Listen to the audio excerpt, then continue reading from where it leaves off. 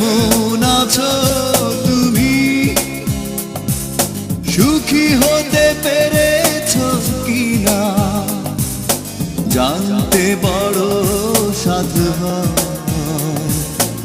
আমাকে ভুলেছো কিনা? কেমন আছো তুমি?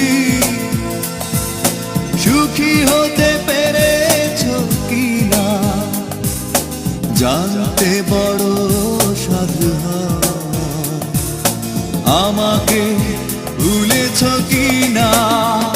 তুমি